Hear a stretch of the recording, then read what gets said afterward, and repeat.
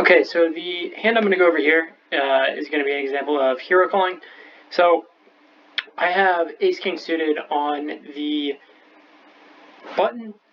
We have an under the gun raise from a player who only have a hand history of 83 hands. We can see 28% voluntarily put money in the pot, 5% raise, 3% 3-bet. So this is probably going to be maybe a nittier player, maybe a more loose passive player. Again, not a lot of hand history. But still enough to kind of get a sense of. So they open raise, and then call a 3-bet. So, I don't necessarily know a lot about their calling range here, but there are two diamonds on the flop and an ace. I have obviously top pair, top kicker, going to continuation bet, especially in position here, 10 times out of 10. Pocket tens are in the villain's range. Diamonds are in the villain's range. Ace king, ace queen in the villain's range. So kind of interesting to see as the hand progresses. I bet half pot. I generally bet a third pot on 3-bet pots just because ranges run closer together, and how big you bet really kind of depends on your range advantage versus your opponent's. Whenever there is an ace on the board, that does skew the range advantage closer to you in this particular situation, seeing as how you have more pocket aces, more ace king in your range than your villain does. So that's going to help you, but then again, you also have a lot of pocket kings, pocket queens, and your villain still has ace king, ace queen, stuff like that in the range. So you do have the nut advantage. The range advantage is pretty tight, though. So you can kind of bet whatever size you feel comfortable with there.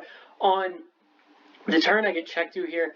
Now, interesting that the villain didn't raise my continuation bet there.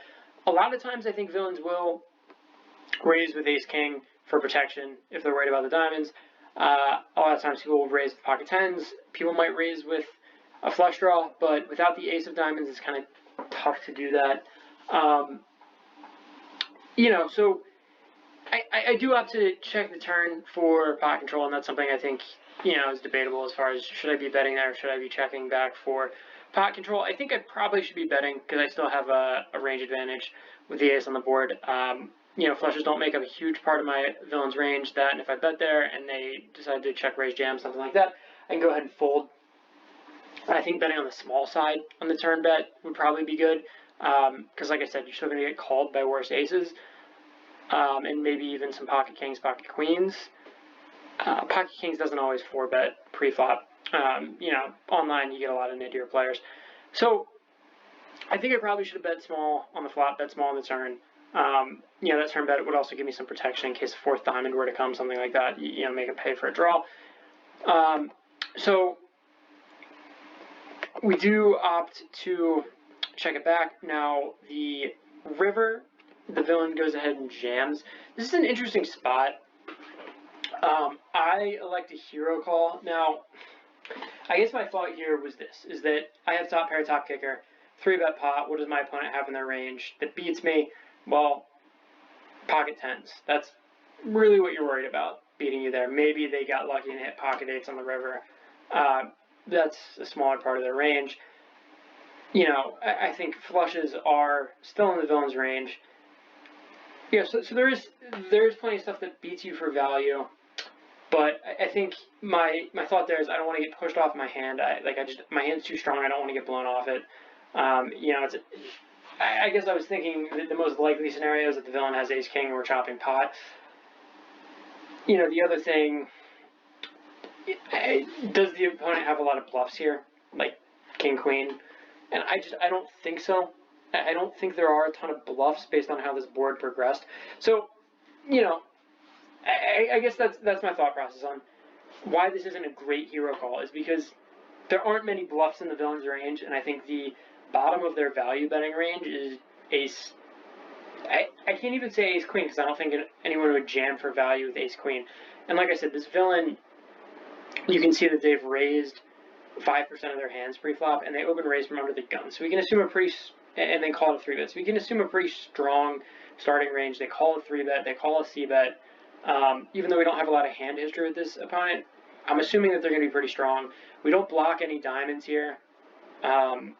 So entirely possible that villain has, a suited ace and did hit the diamond draw and was kind of slow playing it. Entirely possible villain had pocket tens, and again, didn't want to scare me off by check raising the flop. So, you think about it, and you're calling, 55 big blinds into, 105 big blind pot. Always like to just think about how often you have to be right here to win, for it to be a, profitable play. So, 55 divided by 105 roughly. So, you need to win a lot of the time here. 5 divided by... Yeah, you need to win more than a third of the time for this call to be profitable. And I think you're chopping a lot of the time and then losing a lot of the time. So, my equity against my opponent's range here is not great. It's a tough fold, but I do think it's possible to find the fold here. I don't think calling is terrible. I don't know, but it might be minus EV. Just looking at, GTO strategy would probably tell you to call here, but thinking exploitatively against a nittier opponent, and again, don't have a great read on this opponent, but probably pretty loose passive, or not loose passive, but probably just kind of tight passive.